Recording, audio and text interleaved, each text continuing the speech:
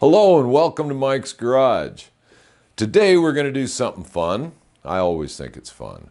But what I have here is a 6-speed Baker drivetrain transmission, and we're going to put it in this frame.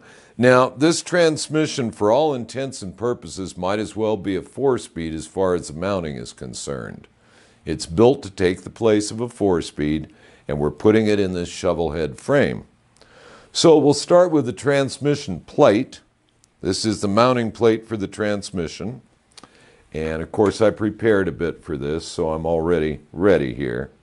I put it in place and it rocks in place. You can hear the clearance. I took my feeler gauge, I measured it, and I found that I needed a 25 thousandths shim, which I measured, and that is right there. Now it sits rock solid. Now, if I take the angle finder and I set it on the plate and I notice where the needle goes, and then I set it on the motor mounts and notice where the needle goes, I will find that now this is all in the same plane. By the way, an angle finder like this is about $5 at your local hardware store. Okay, everything is flush. Everything is ready to go. Now, when you install the transmission, you want to put it in on the plate. In other words, the two pieces go in together, the transmission and its mounting plate. And I don't have a lot of room to work with here, but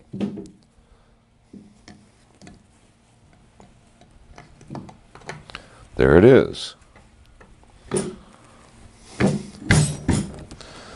The mounting plate is on there, and we can put the nuts and washers in place.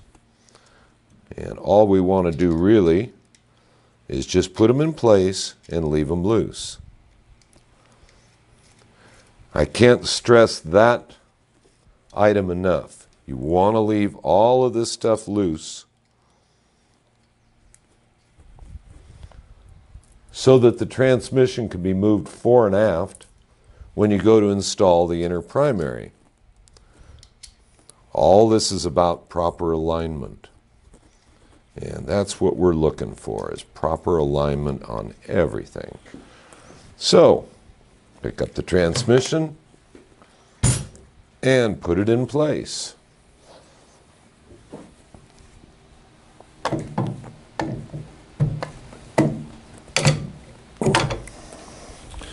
And it's quite obvious why all the rags are on the frame. There it is.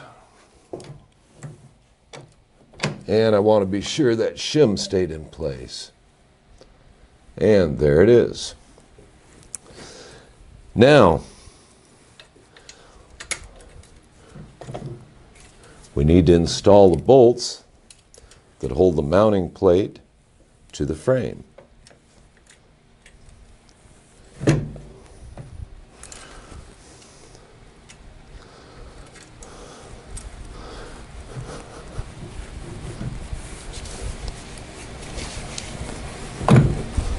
All those rags kind of get in the way, but you know, we don't want to scratch the frame.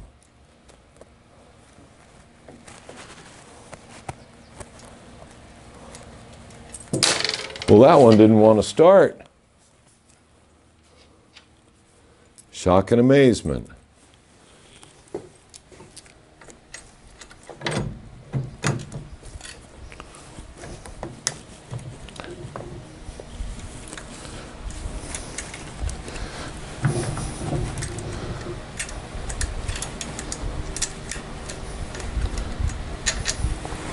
Well, golly gee whiz. Let's get the back one in here first. Have to lift the transmission a bit to get it in there.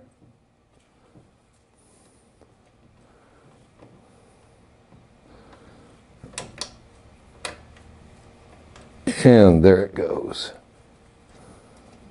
Probably the front one will line up much better now.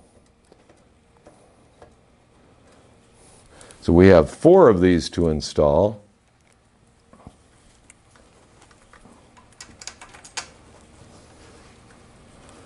On all 4 corners of the mounting plate down to the frame. Let me get this rag out of the way and see it a little better. There we go. Can't help it, I have to use rags and not scratch the frame.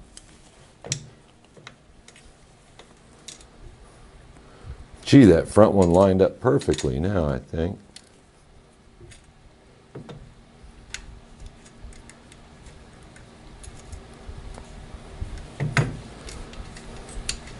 And there's 3 of them in, being careful to make sure that the shim stayed in place between the mounting plate and the frame.